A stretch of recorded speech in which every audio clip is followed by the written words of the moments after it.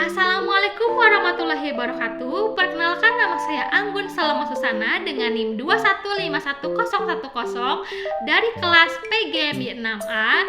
Di sini saya akan mempresentasikan tentang pemanfaatan media dan teknologi pembelajaran dalam memenuhi tugas UTS.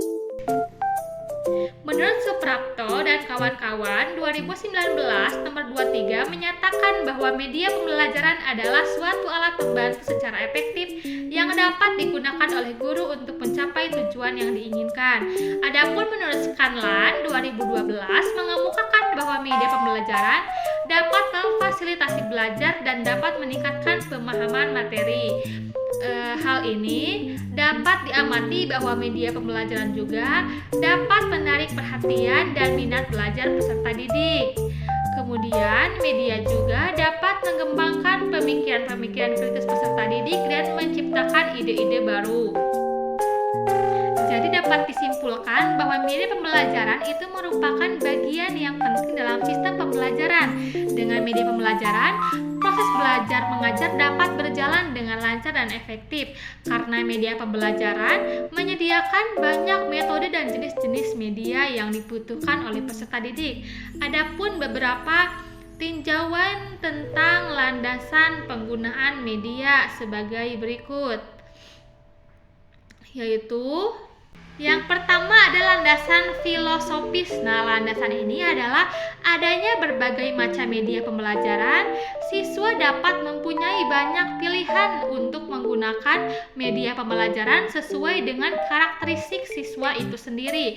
Dengan demikian, peserta didik akan lebih bebas menentukan pilihan dan mudah memahami materi yang dipelajari. Dan yang kedua adalah landasan psikologis. Nah, landasan ini yaitu kajian psikologis yang menyatakan bahwa siswa akan lebih mudah mempelajari hal-hal yang konkret daripada hal-hal yang abstrak.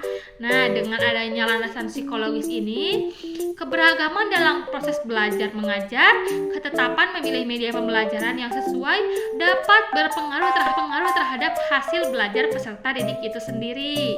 Dan yang ketiga adalah landasan teknologis. Nah, landasan teknologis ini adalah proses kompleks yang melibatkan orang, prosedur, ide, peralatan, dan organisasi untuk menganalisis masalah, mencari pemecahan, melaksanakan evaluasi, dan mengelola pemecahan masalah dalam situasi di mana kegiatan belajar mempunyai tujuan yang termasalah. Dalam situasi di mana kegiatan belajar mempunyai tujuan yang terkontrol. Nah, yang keempat adalah landasan empiris. Nah, siswa ini akan mendapatkan keuntungan yang signifikan jika ia belajar dengan menggunakan media pembelajaran yang menarik dan yang sesuai dengan karakteristik peserta didik itu sendiri atau sesuai dengan tipe belajarnya sendiri, karena siswa dapat lebih memahami apa yang dimaksudkan dari materi yang diajarkan. Berdasarkan landasan rasional, pilihan media pembelajaran seharusnya tidak ditentukan oleh kesukaan guru saja, namun harus melibatkan dan melihat peserta didik dan menyesuaikan antara materi yang sedang diajarkan dengan media itu sendiri. Nah, kesesuaian materi ini dan media pembelajaran yang digunakan akan lebih memudahkan siswa dan guru dalam proses belajar mengajar. Nah, tadi kita sudah membahas tentang pengertian media pembelajaran menurut para ahli. Nah, sekarang kita masuk ke dalam teknologi dalam pembelajaran. Nah, teknologi ini pada zaman sekarang sudah menjadi peran utama dalam terlaksananya pembelajaran yang berbasis digital melalui media, aplikasi, dan perangkat. Penggunaannya semakin membuka ruang pembelajaran digital, ruang dan waktu sehingga dapat diakses kapan dan di mana saja. Untuk itu, pembelajaran berbasis digital ini tidak akan terlepas dari pemanfaatan teknologi yang semakin banyak dan semakin luas, makin canggih dan mudah diakses di mana saja. Lalu, ada yang tahu tidak apa saja sih bentuk dari pemanfaatan teknologi dalam pembelajaran berbasis digital ini? Nah, kita bahas satu-satu ya. Penggunaan teknologi dalam pembelajaran yaitu penggunaan Zoom, ada Google Meet, lalu digital. Platform yang cukup populer ini digunakan sebagai media komunikasi seperti dalam konferensi video yang menjadi model pembelajaran berbasis digital saat ini. Nah, penggunaan platform tersebut memudahkan kita berkomunikasi tatap muka jarak jauh dengan pendidik ataupun peserta didik. Jadi, proses pembelajaran dapat berjalan dengan baik karena berbagai fitur yang disediakan dalam platform tersebut, seperti audio, video, perekam, berbagai tampilan, berbagai dokumen, ruang terpisah untuk peserta didik. Proses pembelajaran dapat berjalan dengan baik karena berbagai fitur yang disediakan dalam platform tersebut, seperti audio, video, perekam, berbagai tampilan, berbagai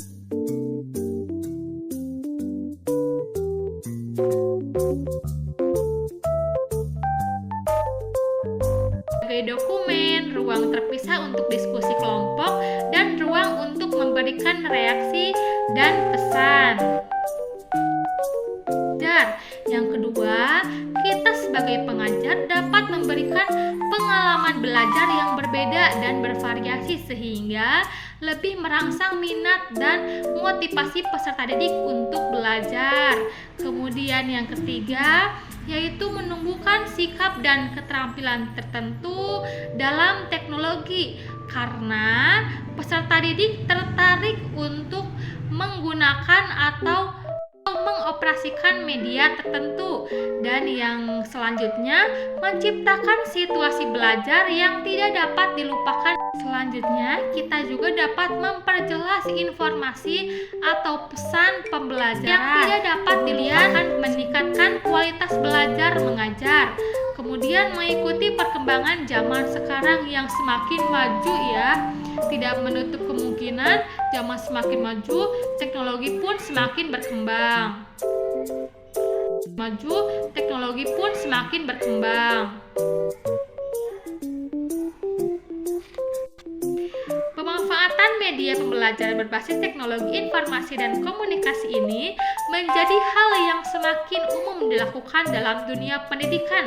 Hal ini dipengaruhi oleh kemajuan teknologi yang semakin pesat serta kebutuhan yang semakin tinggi untuk menyediakan berbagai metode yang bervariatif dan yang menarik untuk menarik minat belajar peserta didik.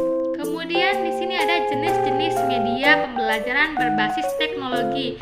Nah, media pembelajaran berbasis teknologi ini mencangkup berbagai jenis alat dan aplikasi yang digunakan untuk mendukung proses pembelajaran dengan memanfaatkan teknologi sebaik mungkin. Nah, berikut ini adalah beberapa jenis media pembelajaran berbasis teknologi yang umum digunakan dalam dunia pendidikan. Yang pertama, ada presentasi multimedia. Nah, berupa presentasi berbasis slide demi slide seperti Microsoft atau PowerPoint, Keynote atau Prezi yang memungkinkan guru untuk menyajikan informasi dengan semenarik mungkin dan menambahkan elemen multimedia seperti teks, gambar, video, dan suara. Kemudian yang kedua ada video pembelajaran. Video pendek atau tutorial yang dapat diakses secara daring seperti melalui YouTube atau platform lainnya. Pembelajaran khusus yang membantu menjelaskan konsep atau proses pembelajaran dengan cara visual yang interaktif dan menyenangkan. Kemudian yang ketiga ada simulasi permainan edukatif. Nah, simulasi permainan edukatif ini adalah aplikasi dan perangkat lunak yang memungkinkan siswa untuk berpartisipasi aktif dalam simulasi atau permainan edukatif yang membantu memperkuat pemahaman materi yang sedang diajarkan. Jenis-jenis media pembelajaran berbasis teknologi ini memberikan fleksibilitas dan kesempatan yang luas bagi guru dan siswa untuk mengakses sumber daya belajar yang bervariasi dan menyenangkan, serta mendukung proses pembelajaran yang lebih menarik, interaktif, dan efek media pembelajaran berbasis teknologi ini memiliki banyak keunggulan yang membuatnya menjadi alat pembelajaran yang sangat efektif digunakan oleh guru dalam pembelajaran. Mungkin hanya sekian yang bisa saya sampaikan. Mohon maaf bila ada kata yang kurang berkenan. Mohon dimaafkan. Wassalamualaikum warahmatullahi wabarakatuh.